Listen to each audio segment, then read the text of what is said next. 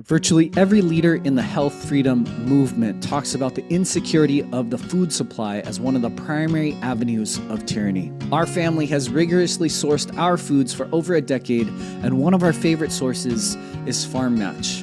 And specifically, if you are in San Diego, Real Food Club PMA. My kids are literally made from their maple breakfast sausage and the amazing carnitas we make from their pasture-raised pork. But from regeneratively raised raw dairy products to the organic potato chips made in regenerative lard, or anything you might get at your local farmer's market, our family's overall wellness and the security of our food lies in the hands of Farm Match and Real Food Club. I am so excited to be sharing about Farm Match and Real Food Club to offer Future Generations podcast listeners 10% off your first order. You can find the code and link in the show notes. Enjoy the rest of the show. Love and appreciate you all. The desire to go off-grid and disconnect from the system was one of the single most important initiatives any household could have. Whether it is growing our own food, becoming sovereign in our energy production and usage, establishing alternative communication strategies, or digging a well and finding the infinity of primary water. About a year and a half ago, our family moved into our new home in North County, San Diego on 3 acres of precious land here in America's finest county. One of the first things we did was hire Food Forest Abundance to design a regenerative layout for our land. From the different trees to plant differing berry guilds and synergistic pollinators, to consulting on alternative energy, collecting our rainwater, and even helping us find our local well guy, Food Forest Abundance and their Freedom Farm Academy has been pivotal in the gradual and consistent evolution of our household towards true sovereignty from the system. They have helped us simplify a very confusing process and helped us create the design of our dreams. It doesn't matter if you have 3 acres, dozens or hundreds, or just a small yard. Food Forest Abundance has something to offer you and your family in your journey to move your entire household off-grid. Use the code TheFutureGen to work with the absolute best in the world, Food Forest Abundance, to create your own freedom farm and get off-grid at a discounted rate. Welcome to another episode of the Future Generations podcast. I'm your host, Dr. Stanton Hom. In this episode with Gary Lineham, Human Garage, is hands down one of the most profound that I've ever done. And there's a whole host of reasons for that. One of which is every day. You know, we have a phrase in our office. It goes, "Expect miracles." Every day we get to witness radical transformation in our families' family trees, in the trajectory that their health is going, and whether it's a child who speaks for the first time, or it's a child with significant motor delays that walks and crawls for the first time, if it's chronic autoimmune challenges that go into remission, if it's, you name it, every single day we hear it, right? And every day we hear the comment, "I wish we had somebody like you in our community." And largely you do. Like, there's a lot of chiropractors like us. They're hard to find. They don't always fit with your family values exactly like we would. But I've been watching Human Garage for years, but also very closely over the last few months, because I've had patients in our community who have been doing their parents and kids program. And we have seen children who have made radical improvements in their nervous system regulation, completely expedite results in ways that I only hear in practices like ours, by doing fascial work, by doing somatic work, by doing work that releases trauma in their nervous systems, in their bodies, radically. And so Gary and I had a conversation about that. The fact that we started to see similar results in some of our own community members who already love what we do, who already believe what we do, but also are continually striving for more optimal well-being. And many of them have landed in Gary's community, Human Garage, that is 20-something million strong. He said by next year there are going to be 250 million And he's a profound human being. I connected with him in ways that I feel I wish all human connection could. And I have been doing I did the 1 day reset, the 3 day reset, the 7 day reset. Am doing the kids' work with my kids as I adjust them every day. And I have seen some shifts in ways that I honestly didn't think we would. And I love it and I appreciate it. And I love wholeheartedly the humility, but also the genuine nature that Gary shared with this podcast on our platform. I couldn't feel more blessed. And I'm very, very, very excited at how this interview will echo throughout your universe. Genuinely love and appreciate you all. Highly recommend in checking out, downloading the Human Garage app, becoming a contributor, but diving in, because if you are looking for ways to regulate your nervous system through your own work that is systematic, repeatable, calculable, and also very, very, very much based in things that are very valid in the studies that I've had for over 20 years in this work, look no further. Welcome to the Future Generations podcast, providing you with the world-changing content necessary to inspire you, your family, and our planet to a life of optimal health potential. We'll help you make the choices that powerfully influence the lives you bring into this world. It's time to strengthen our resolve, do better now, and for our future generations. I'm your host, Dr. Stanton Hom.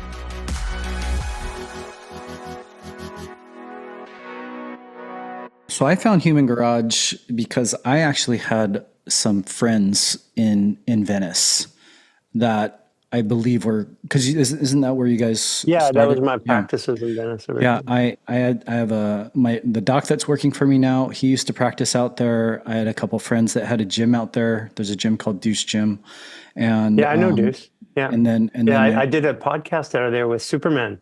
Yeah. And so those are good friends of mine. And so they were really starting to grow. BirthFit. I don't know if you're familiar with Lindsay Matthews and BirthFit, but she's, I'm certain is a follower of yours too, but all in kind of the same region. And then Human Garage was on the map, because they just started to talk about you guys. And then I have been rather disconnected from that community, but then in practice, we are always open. We're always listening and we're always paying attention to what's out there. And chiropractors sometimes are, we're pretty tribal and we stay in our own camps, but we're always really wide open. And before we started recording, you told me about something that I really want the world to hear. Yeah. Which is why we're talking in the first place. I have some patients in my practice who have been a part of the parents group for some time, and they have, mom has several chronic challenges, kids have had some challenges with their own. And what we found, as they found you and were a part of the doing fascial maneuvers for mom herself and then doing them for her children, is that the velocity to which we've found results in our practice, which is, one of the top prenatal pediatric chiropractic practices in the world. It was remarkable. It was It was so life-changing for them. And we already see that in our practice, but then it was so profoundly different that I had to inquire. And then I started to research more, and I started to connect some dots and realize that maybe we were connected in other ways previously. And then I just started to do a little bit of a deeper dive on you. And I started to recognize that, the way that that I've learned that fascia is memory, fascia is contractile, fascia is a deep part of the nervous system, that I couldn't ignore it and I couldn't deny what I was seeing was that en masse. Something I would always say to my providers, or to my chiropractors, that I always say, when pediatric PTs start to tell me that they see miracles, then I'll start to listen more. And then I started to see that you guys were doing it not only with adults, but I'm on the parents group now, and I'm hearing these miraculous changes in children that from my lens, I've been doing this for a long time. 1 in 6 kids has a neurodevelopmental disorder. 1 in 4 in the United States requires some sort of special education in school.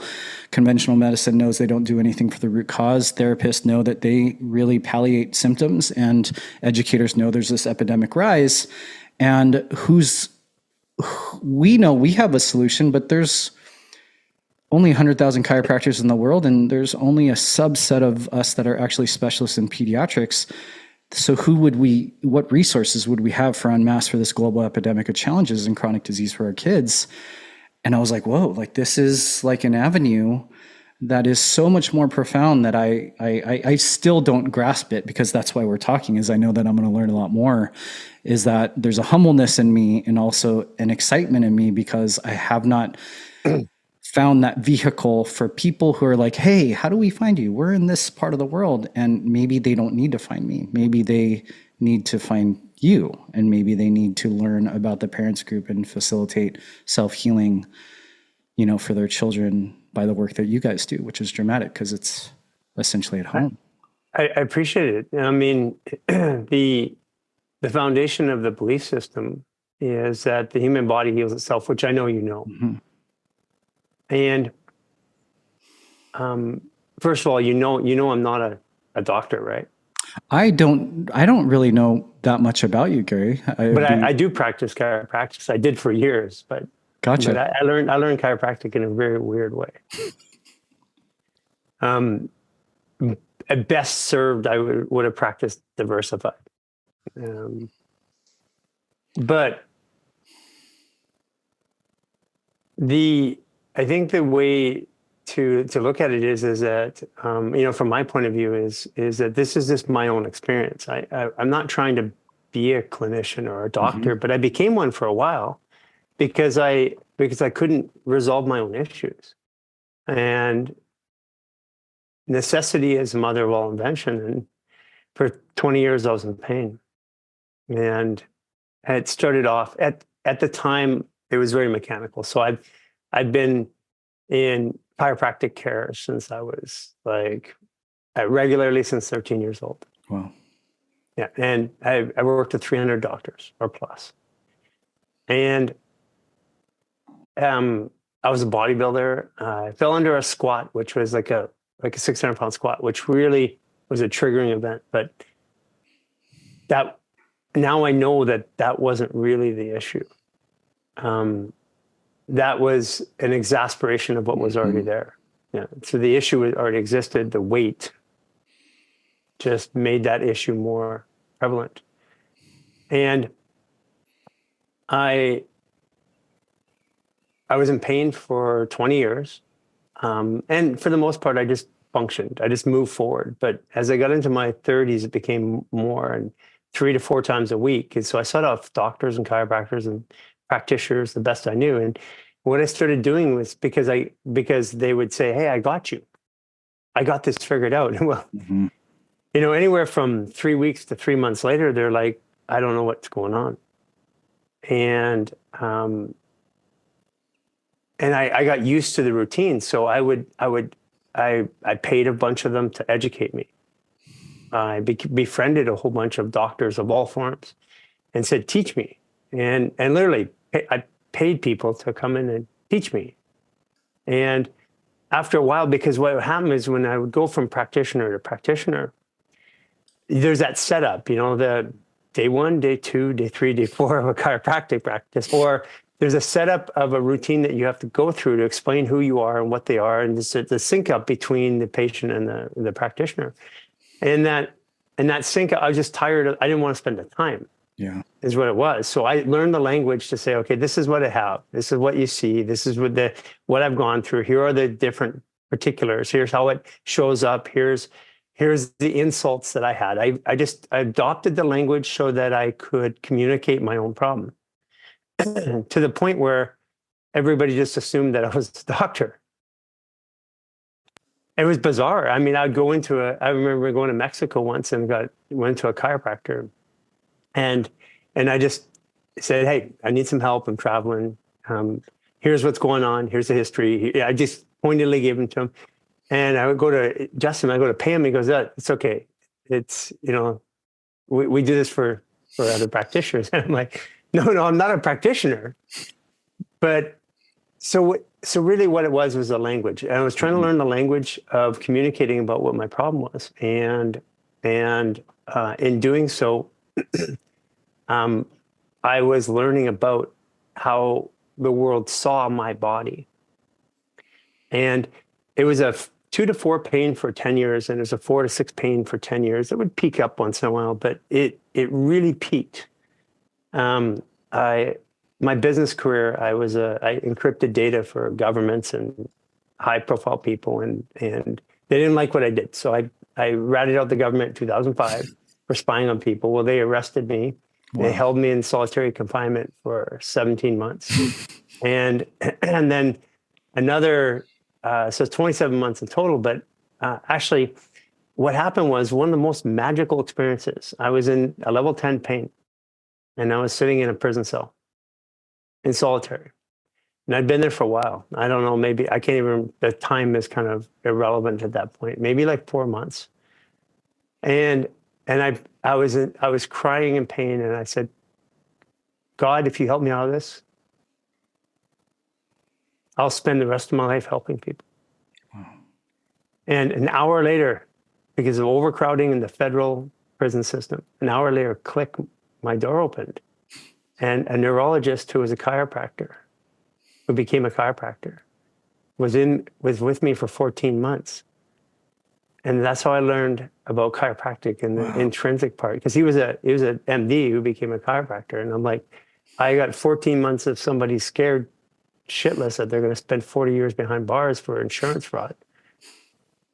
And so and then when I got out, I started practicing. I just started helping people, not practicing. I started helping people. But if you help enough people out of a garage or out of a backyard, eventually at some point you have to like put some systems around it. My background is business. So that formed the Human Garage itself. And so we actually practiced out of a garage in Venice. And then we moved out of an apartment. There's 3 of us working with this belief system. I guess one thing I should step in is that when I got out of prison, there's one guy who helped me, Dr. David Rubenstein. He had brain-body calibration, and it was a neuromuscular process that would help the body move over a pattern. And it was very functional for like high-level athletes and stuff like that, but it got me out of pain. So I said, let's take this to the world. And for a couple of years, it worked. And his whole thing was, if I could fix you, Gary, then I know I can fix the world. Well, at one point, he came up against that wall where he says, I don't know what to do. He's a PhD, smart guy. He said, I don't know what to do, but I know it's connected to fascia. And that was in 2011. That was a turning point. And so I proceeded to open up a clinic, treat people out of a garage, which became an apartment, which then became a clinic, and then collected 52 practitioners from every discipline. Because I wanted to learn, and I'm a businessman. So I just brought the best in from every discipline in over, 5,000 appointments a month that were an hour and a half each. Wow. Observation, and I touched every person out of 10,000 people I touched, and I interviewed them, and I learned how they described themselves, and without judgment. I'm not a practitioner, so I didn't have a discipline to follow, and then I watched how our system of doctors applied treatment to them, and we were really good at it. That's the part that you would have known from the practice, but there was something that kept people coming back. I mean, for us, it wasn't weekly. It was like they came back in 2 years. And then 2 years later, they came back, and I knew that they were connected, but they didn't know that because they'd been pain-free moving for 2 years. And so in my own life, I went on vacation around 2018, and within 2 weeks, I'm back in chronic pain. And I realized that I had just been band-aiding myself with all these treatments from great practitioners, every discipline you can imagine. I've just been getting treatment all the time, and that's why I was able to function. And so I knew that in 2018, I came to a moment of crisis because I could see that And all of these people that were healing and they kept coming back, I could see that there was nowhere else in the world that they could go get fixed. We were fixing what everybody else couldn't fix. So I created a dependency with them, and I realized that I had become the problem, because just like me, they couldn't leave and go anywhere they were dependent upon me. And I said, there has to be a better way, because I'm dependent. Like, I'm addicted to my own care. And then I had a moment where this movement with fascia, which is a whole story. And within 2 weeks, I had moved the fascia in a way through a situation, and I intuited a process of torquing the fascia in different ways with 3 people. And I changed my clinical practice. Well, 80% of my practitioners left. Wow. Even though it worked, because it just didn't follow a system that they knew. Wow. So the next step was to go and take this exploration of it. I knew that I couldn't do it while I'm practicing 6 days a week. So I wanted to get out of the practice, and I wanted to get more into the research or to the understanding of it. And so at that point, I had chose to move away, to shut down the practice. And I had, with all the people that may listen to this,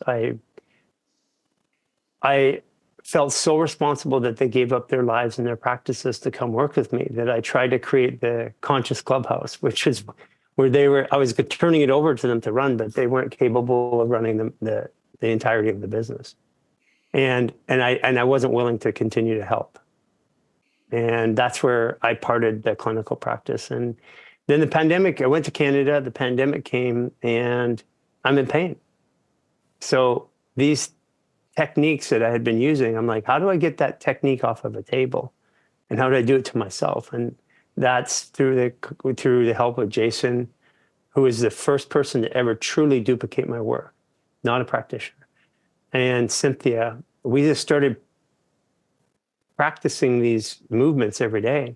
And within 3 months, I was, for the first time in 35 years, I was out of pain. Wow. And the irony part is, people say it's the new yoga, right? Because it kind of looks like it. But we were practicing in Vancouver, right on this, there's a seawall, and there's this beautiful artwork of an ocean. And we were practicing on a bunch of rocks every day. And I found out, like, months later, that it was Chip Wilson's place, Chip Wilson from Lululemon. So that the most prolific figure in yoga in Western culture, I was practicing the new yoga in front of his house. Wow. And that's where it was developed. That's remarkable. That's remarkable. And I think there's so many trails that we could go down. I would say that I'm not surprised. There's so many of us providers that are stuck in our dogmas, and Yeah. I often applaud. I would say, especially in the last 4 years, since the pandemic and all the craziness, that so many people who have actually kind of popped up with platforms and followers and different things are lay people. And I, on one end, I get frustrated with our profession because, we've been basically attacked by, the medical monopoly for over 100 years. And largely our professions were very quiet, over the last 4 years. And a lot of the people who did, speak up were the people who weren't, quote unquote doctors. And I love that. I love that, because I think that's the playing field being leveled. And I think that's maybe one of the biggest beauties of what I love about your work, is that it's not about a shackling of you to your practice or your clinic or your table or your technique or whatever it is. It's actually the truest form of freedom is giving it back to the person, right? Giving it back to them so that they can actually own themselves and their care. I think it's such a dramatic shift of consciousness that it's really important. So that was the point. Yeah. Stanton, I felt helpless when I couldn't get an adjustment, even from my own. I had human garage. I had doctors and practitioners all over me, but if I was in pain at the end of the day, I felt helpless. Wow. I no longer wanted to feel helpless. And that meant that my own integrity, my own sovereign ability to feel good in my body, there's a person that stood in between that. And as much as I respected and acknowledged practices and medicine and stuff like that, I realized that as a practitioner, that I was the one standing in between people's natural ability to heal themselves. Because when someone says you cured to me, that you cured me,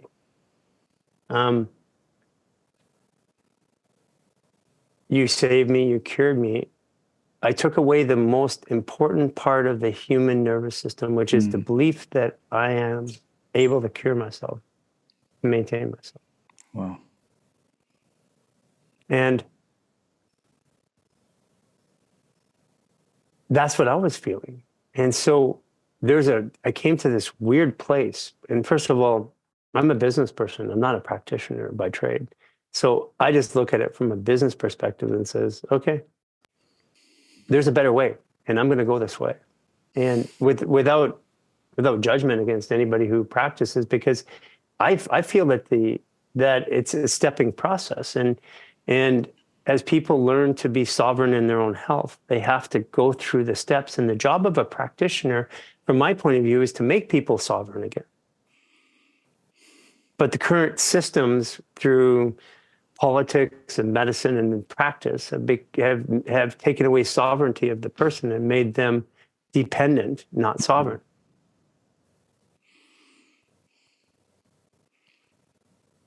And I would say that over the last, 4 years, something that I've been saying is that, the greatest way to fight the system essentially is to never need it, and, Right. and it's this consciousness where, you name the industry and you can maybe look at the business plans and the marketing plans, and you can see that that's maybe the impetus, right? Is how long can we keep this customer coming back ad nauseum? When you look at pharma, it's like, okay, there's a complexity of ways that, there's one medication, there's then two medications, and then there's this complexity of fallout and side effects that essentially need the system. Like there's nothing in the system that helps you leave the system. And so the way that you're describing a problem, but the system is really about money. Mm-hmm.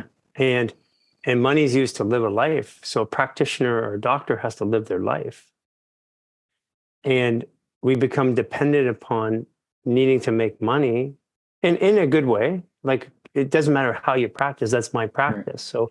So the human need to survive and thrive through a mechanism of money is what changed it. And that's why we took money out of this whole system. And that's why it's growing worldwide.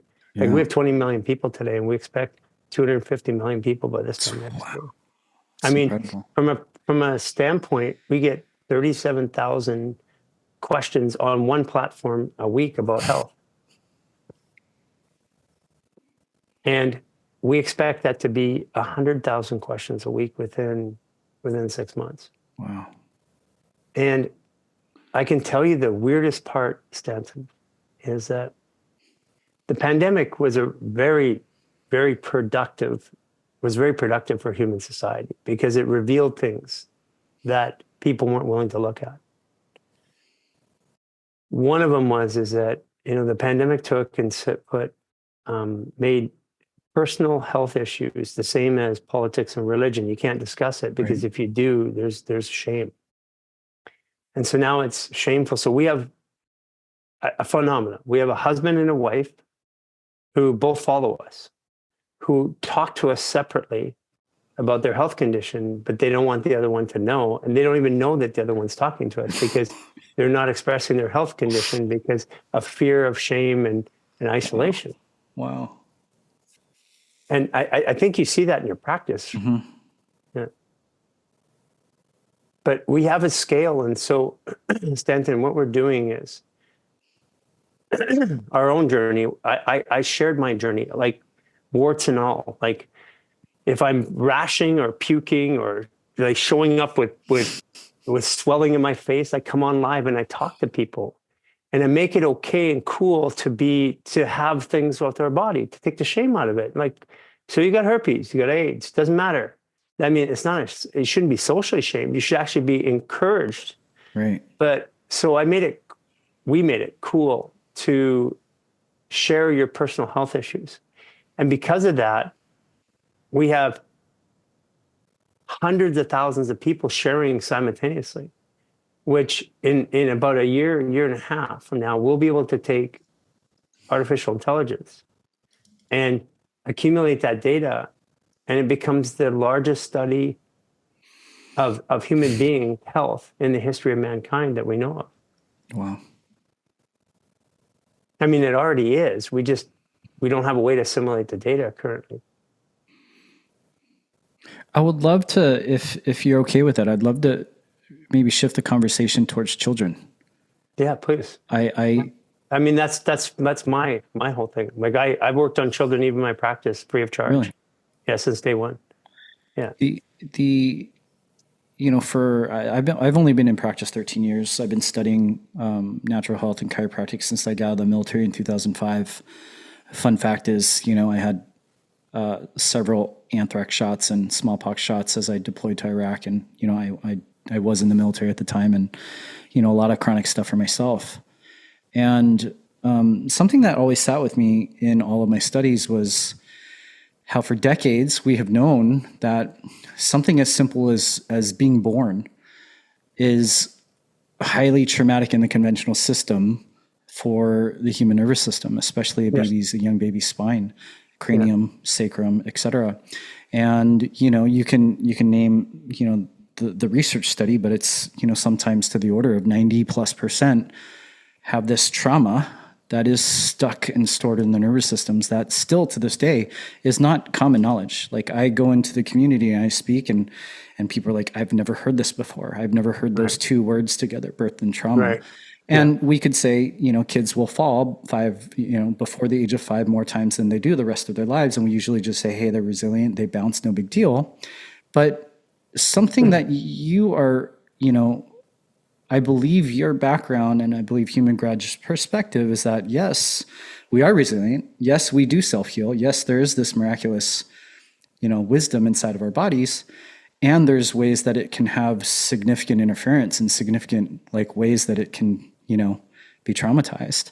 And I'm curious, I'd be remiss if we didn't talk about how, one, that's been a very strong focus of your own personal practice, but also just this growing community of not just people in your community. I appreciate the perspective, like 250 million in, a few years from now is going to be probably the biggest community. Yeah. Next year. Yeah. Next year, it'll probably be the biggest community in human health, like in healthcare, if you want to call it healthcare. Right? It will be. Yeah. It already is. It's moving that direction. But the emphasis on children is, I would say, the biggest needle mover. It's the biggest difference maker because the trajectory change for us, Why do you treat children? I take care of children. I mean, we're called future generations because we saw over the 13 years of our practice, I have patients that are in my practice today that were in the womb when I opened my doors. And from 5 years old and on, I have their x-rays, and I know generally the neurospinal hygiene from birth until now. And we find this trend to be very clear. Is the trend that, some of the statistics I talked about earlier, our children in our practice they are not the statistic. It's very hard to find a child with chronic illness that came through our practice. We also know that the longer that families are with us in this different consciousness, this different belief system, this different practice, that the younger the child, the greater percentage that they're in this different environment, this different ecosystem, this different epigenetic experience, that they're more vibrant, they're more connected, they're more self-healing, and we couldn't deny that. And so we see children because if we can move any child I was just looking at our statistics because I'm a business person too, 2 of our plans converted today, and they're both under the age of 4 months. Yeah. And they have chronic challenges that I know, and I saw the one video that I saw that you did with a child that had a C-section delivery. I thought was dramatic because I was like, I don't know that. I want to know that. Like, I want to know that. And I want to know how that child can then also learn that. And then when the children learn that, the way their trajectory of the life changes. And I've always said that we shift the trajectory of family trees generation by generation. And our goal is essentially is that our family trees are operating at their fullest human potential as hopefully as effectively and efficiently as they can. So many people have asked me what I do to stay mentally and physically resilient in the midst of the unending polarization, fear, and tyranny. Literally nothing has made a bigger impact for me than daily cold plunging. 3 minutes, 37 degrees every morning for over a year now. My friends, I wanted to tell you about the Edge Tub from Edge Theory Labs. Their portable and inflatable tub can alternate between an ice bath and hot tub. I've been regenerating the benefits of cold plunging every day, like better sleep, better focus, and more energy. We have had some really amazing interviews to learn more about cold exposure. But in the meantime, I invite you to check out Edge Theory Labs' website to learn more. I'm also happy to share an exclusive offer for Future Generations podcast listeners, $150 off using the code TheFutureGen. You can find more info in the show notes. Get cold. What's up, FG fam? One of the single best companies whose products have supported the optimal wellness of our family for years is Earthly Wellness. Kate TG and her team have stood for truth, health, and freedom in ways that paved the way for so many of us. They experienced heavy levels of censorship long before it was popularized, and they stood strong and persevered. Their products are clean, cost-effective, and honestly, they work for all ages. From supporting my wife, our oldest, and our little guy, Earthly Wellness provides products that have been foundational for our family for years.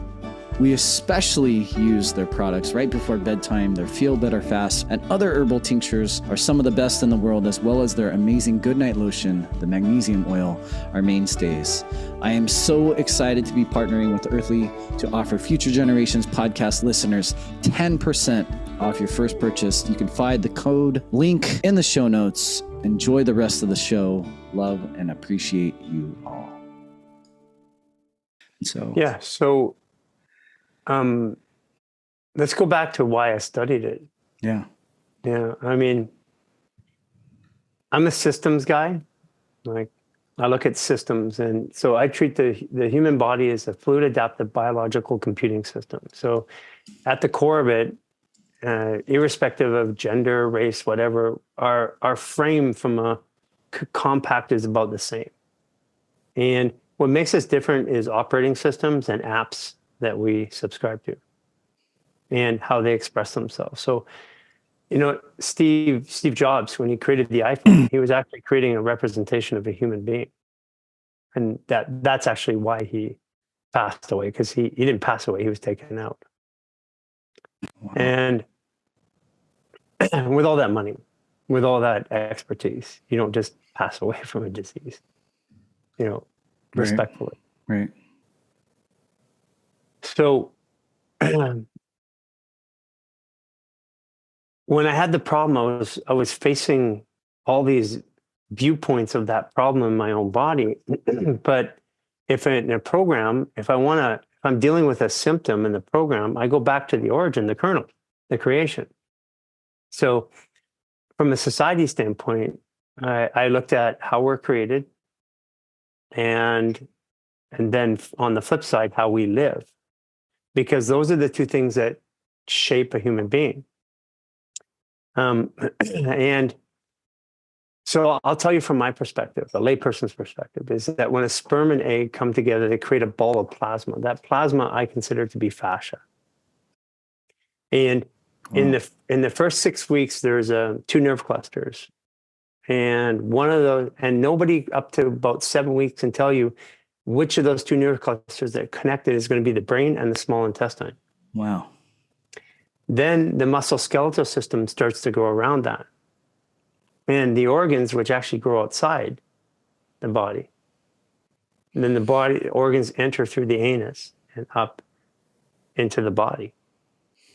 And in the creation, So first and foremost is that we're created from fascia. So fascia is not separate from us. Fascia is the only thing that you can't remove from the human body. You can remove every nerve, every tendon, every organ, everything you can remove, but you can't remove fascia because that is it. You can even remove the skin, but you can't remove the fascia. Wow. You can peel a human, but you can't remove the fascia. So we are fascia. And that foundation of training or understanding at that point was guiding me to, well, if that's the case, then basically from a computer standpoint, that means everything inside is what we're studying. I just looked at it logistically. And I started to ask the bigger questions. And this is back when we were in practice. This is like 2012, 2011, 2012, 2013. And at that time, there was not a lot of research on fascia, but now we know that I'll give you an example. The brain has 100 billion nerve cells, but the fascia has 100 trillion nerve cells. So if we step back and take a context of it, it's to say that the brain operates the body is like saying my iPhone watch is running Google worldwide servers. That's the exact same analogy, and that's ludicrous. So we built this belief system that the brain runs the body, but the brain itself is right here. The dashboard for the brain, the processor is right here. And this is where, without having a narrative of how the body was created, I found that the description of how the body is created and how we adapt is where the problem is. Like, here's one, is that when we have a C-section, the trauma, which is necessary, of going through the birth canal, cones the head. And then it sets back. And without that, the cranial sutures don't set properly. And the fascia locks it because it needed that stress coming from a fluid environment to a non-fluid environment. And when that happens, the head slightly slopes back. There's pressure and measurable blood restriction, flow in the frontal lobe. Well, that causes ADD, ADHD, anxiety, depression, and everything else because it's not getting the blood. So from my point of view, let's just move the bones because the bones are in fascia. So if we move the fascia, the bones are going to adapt. And that for that C-section issue, and it's an immediate, as you saw on that video, it's an immediate fix. It changes the trajectory of a child right away. So, but we can go even deeper into birth. Like we cut the umbilical cord.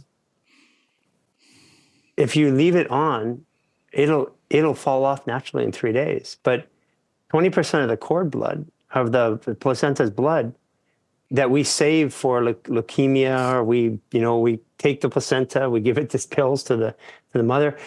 Well, that cord blood in the 3rd day goes back into the system and then it detaches, giving us the immunity. So why do we cut it? And when we cut it, it creates an emotional separation. So there's all these things about it. When, again, I'm looking at it from a computer standpoint. I'm just saying, forget about the religious part of it, about how a body works. From a computing standpoint, like who was the first person that said, as a baby came out, with that baby, that wonderful being that you've seen in birth, who said it has this thing coming off it? Who said the first person that goes, that's a good idea to cut that? And then furthermore, how did they cut it? Did they chew it off? Did they smash it with a rock? Come on. I mean, these are like some things that we just haven't thought of because we've been told the story, we accepted the story of how we're born. Then we put some drops in our eyes.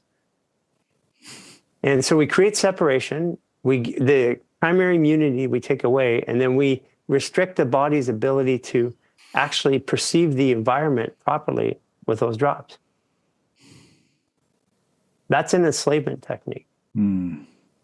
It's the same thing that we do when we take animals and we clip them, we snip them, we close the ears, we cage them. Human beings were designed to be outside 85% of the time, but we spend 85% of the time inside. Wow. Because we feel safe inside. But that's not a human nature. That's a programming issue. So I was separating the biological computer from the programming and said, well, we have faulty programming. So where did that programming get corrupted? And that's the origin. And the reason why I had such a love for children is that in minutes can change, as you know, change the trajectory of their life. Mm-hmm. And just in minutes by helping their body become more adaptive. And that's really what it is. It's the body knows how to adapt to stimulus. As we're born, we're the best. Here's something that when I go down, Stanton, I can tell you. You think about it this way. The nerve each cell has 1.4 volts of charge, negative charge inside, positive side. That means that 50 trillion cells, we have 700 trillion volts of electricity. If you squish the mitochondria and you compact it all, it's 4.5 inches, which is a significant number, by the way. Wow. It equals 9, which is Aries, which is ego. But that output of power in that 4.5 inches is the same as 30 suns. Wow. So basically, science and medicine and healthcare is applying metrics on what they're researching and studying, but what they're researching and studying is getting worse over the years. Like 100 years ago, humans were 80% water. It was 30 years ago, they're 20% water, but today they're 60% water. So we have the fascia, which is the neural network, which is the primary neural network, is being dehydrated. Wow. And by dehydration, then all of a sudden adrenaline goes up, muscle motion starts to happen, malformations in the body, and the body adapts to the environment through movement.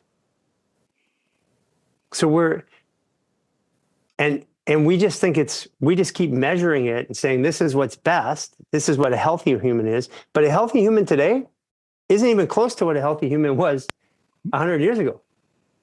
And we know that because every disease pathology in the history of mankind is at its peak, whether it's physical, emotional, psychological, it doesn't matter. We are at the peak of dysfunction as a species. And that has changed radically in the last 50 years since we added chemicals. We're being poisoned. Mm-hmm. It's like flat out. I know you know that.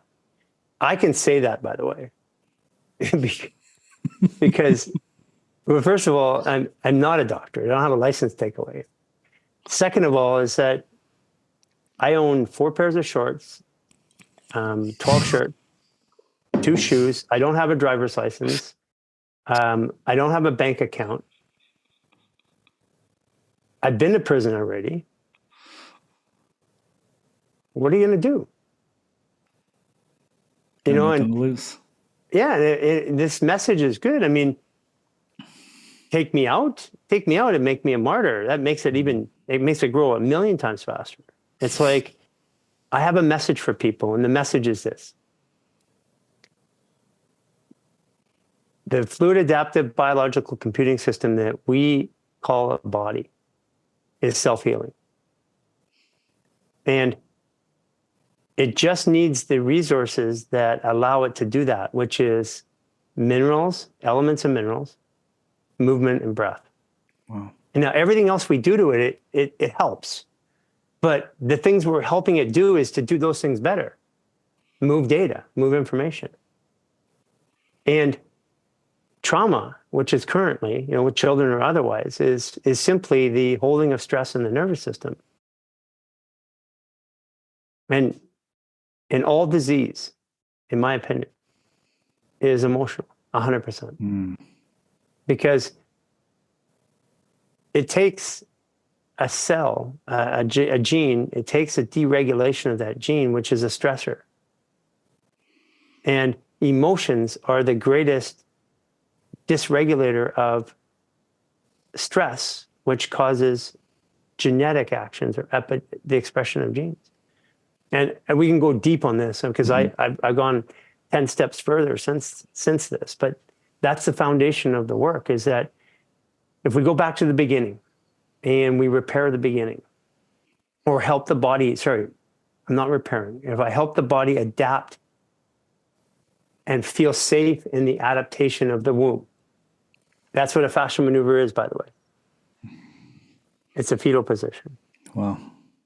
And fascia has memory. So when people enter the fetal position, they have a reference point to the first time that they have that, and their nervous system then can assimilate and process the programming or make sense of the data, because it has an origin, and then it has a current point, and that between that the body can assimilate the data, and then if I'm out of stress, I can stand outside of it, creates a triangle, and that causes self-actualization or observation. Wow. And then trauma goes away and the body processes those details. How has your work, or maybe all the reports that you've gotten from some of the parents, what have you seen transmute in these kids? Well, I can accurately say that we've had all forms of cancer. Well, not all forms. We've had dozens of forms of cancers with clinical evidence parents have reported to us. So I'm not claiming anything. I'm saying parents have showed us medical evidence of cancers going away, kids coming off the spectrum, autism being remediated or greatly reduced, MS, cystic fibrosis. In other words, not cured, but helping the body adapt with less symptoms. And at the end of it, the human body is designed to adapt. And that's what we want. These children are so perfect because they don't have a lot of programming to maladapt. So if you give them the right input, it changes right there. And this is why the children's program, because we now have you been in there? You have children now showing children how to help themselves, how to self-soothe. And forget about the physical malformations. It's like, if I don't feel safe in my body, then even my food is dysregulated.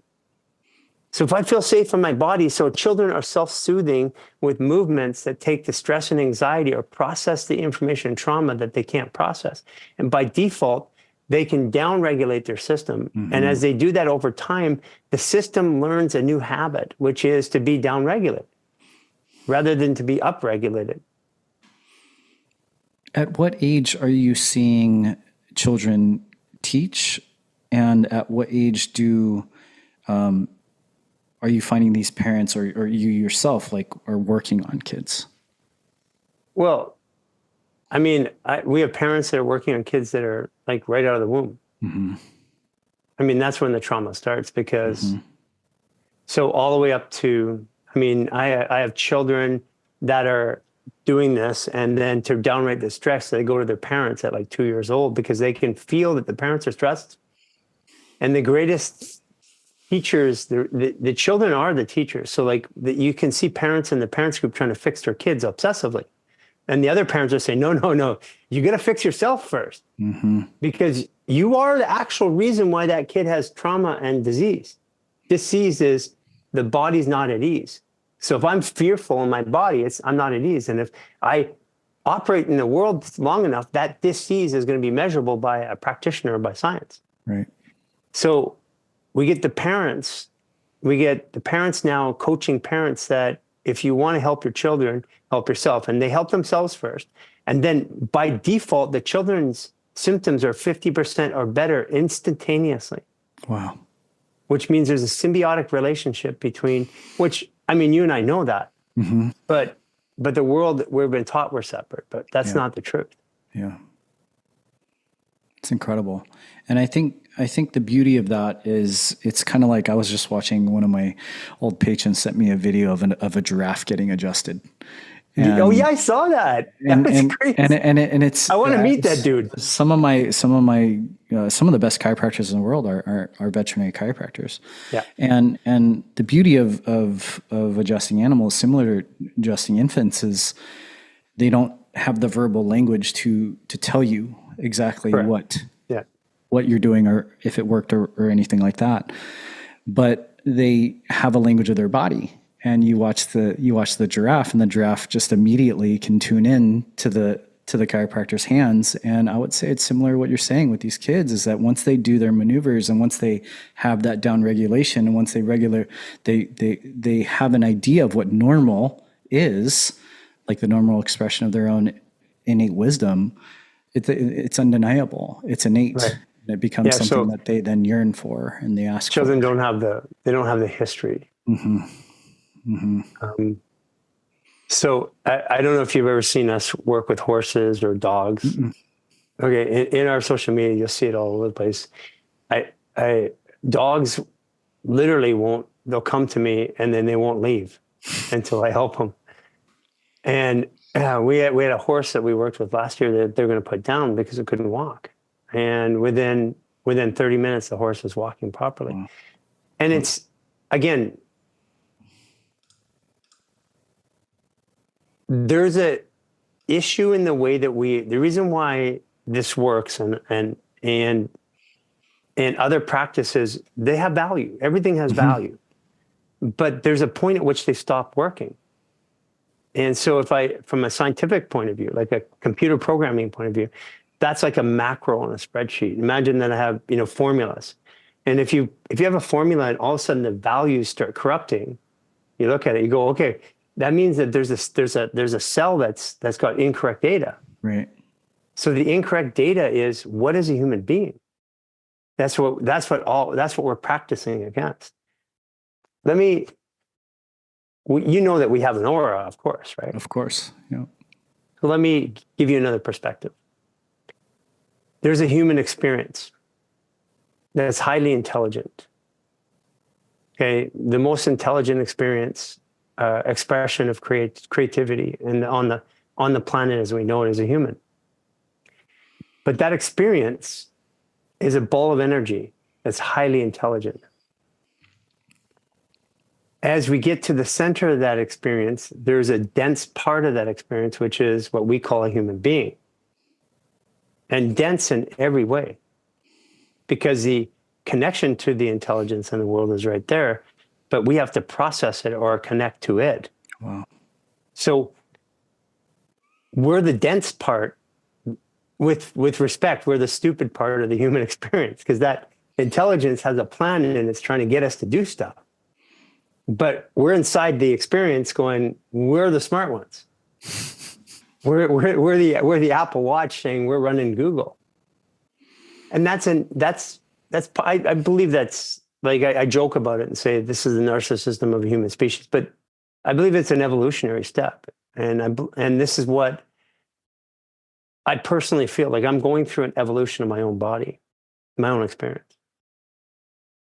And it's not just me anymore. It's Cynthia, Jason, Aisha, and now thousands and thousands that we're measuring, hundreds of thousands, but thousands that are close to us, that we're measuring. There's an evolutionary change. Like, when I get a chance, you're in California?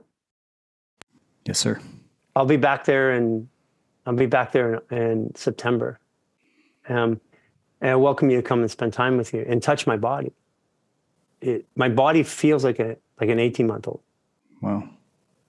And in every capacity. Wow. And it's, flexible. You can flip my scapulas over just like that. Wow. You can't armbar me. You can't choke me out. I'm just like a baby. But this is the highest point of adaptation. And I believe that somewhere along the line, as a species, we maladapted. And what I'm walking through with a team of people is through an adaptation in another way. And what we're doing is documenting it. And we've shared every single moment of our life since 2020, so that every video, every discussion, even arguments that we have are recorded. Wow. Because there's a truth here. And I don't know what the truth is yet. I'm still in the middle of it. But I know that by sharing openly our experiences and our changes, that it takes away the ability for somebody to argue.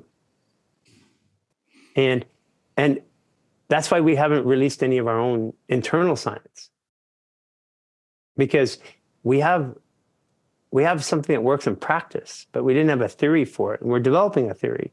And to be honest with you,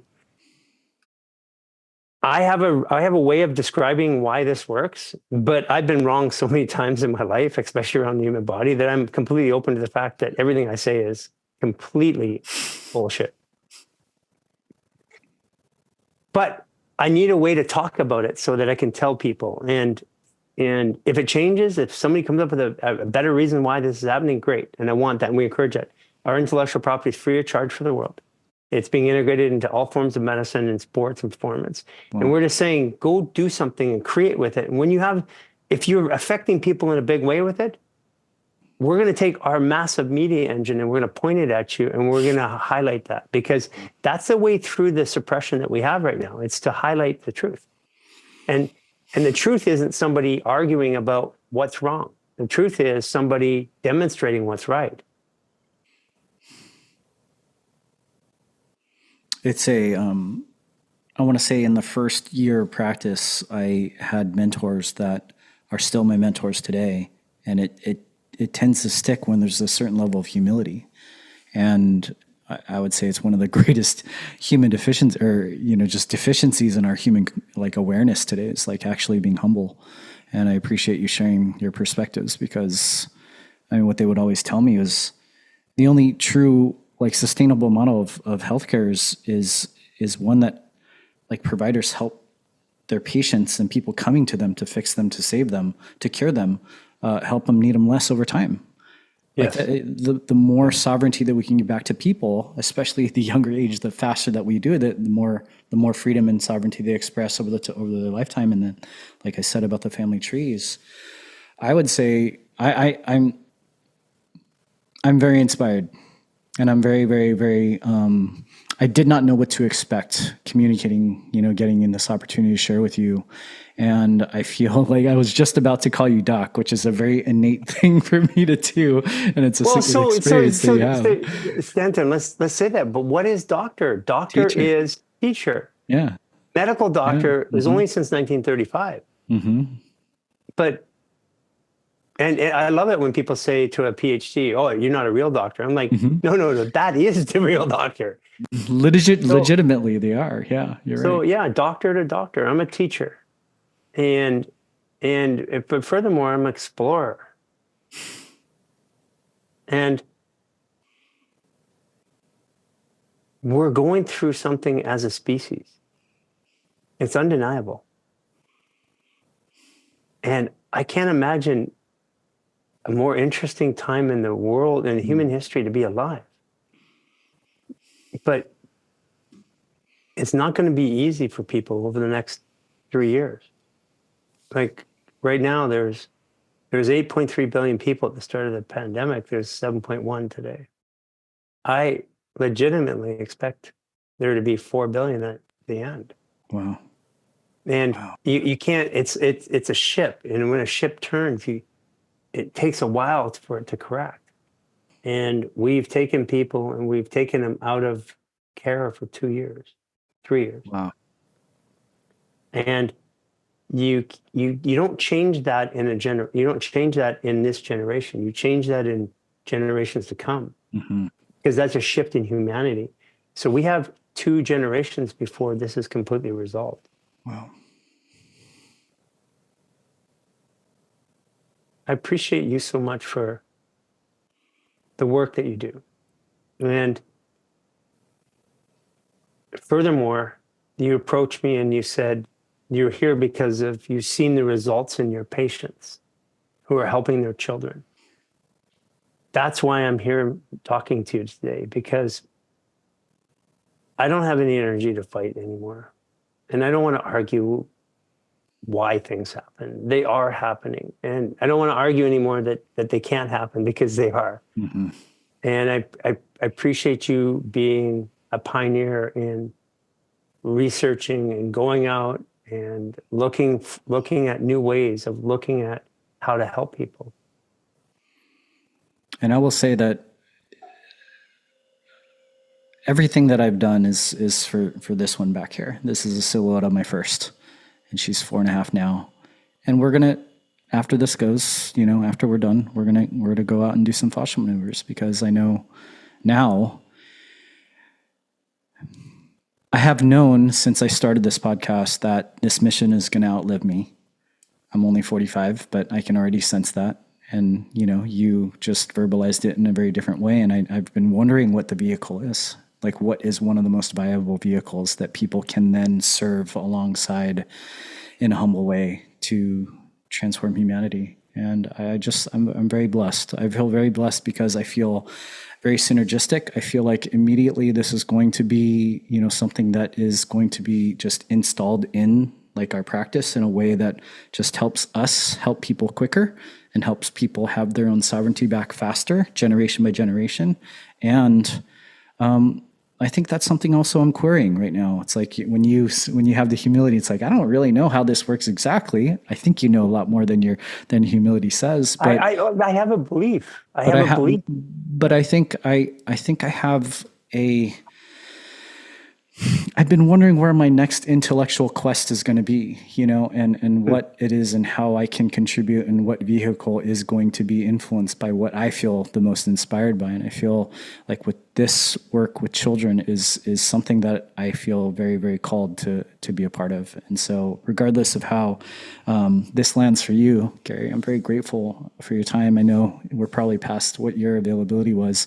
And I know of would you say 37,000 messages you get on a platform per day? I don't know how mine landed, and I'm grateful that it did. And I have a strong feeling that this is just the start of something really amazing. And I want to extend it out to you that I appreciate you and anything that I can do to help you in your practice, especially with what you're doing, because I can feel your heart. And there are ways to adapt what we're doing into a clinical practice really fast. And we are teaching practitioners on the world, and we're looking for models. And I love that. We're looking for people that are willing, and you have a voice, which is cool. I love that. So I'm open at any time to have the conversation. Complex patients, emergencies, middle of the night, I'll find the time. For those of you who are listening who are unfamiliar with Human Garage, you just got a deep dive, and I invite you to check out all the links that we are going to be sharing in the show notes. If you have children who have chronic challenges, who you have reached out to us saying, hey, I wish we had somebody like you in our community, I encourage you to look at their work focused on children, because the miracles that they're saying are mirroring the miracles that we have seen 13 years in our practice. And I have not seen that en masse in any other profession, let alone one that is deeply immersed in humility, but also driven by, quote, lay experts, right? It's a beautiful thing, because I believe you're leveling the playing field in a way that brings that human sovereignty to life more than I've seen in the history of like my entire intellectual journey. So Gary, I'm so grateful. I know, unfortunately, I have to go, but I know we could probably continue on, and I know this is the first of many. Yeah, first of many. I'll see you when I get to California. Appreciate you. Appreciate you.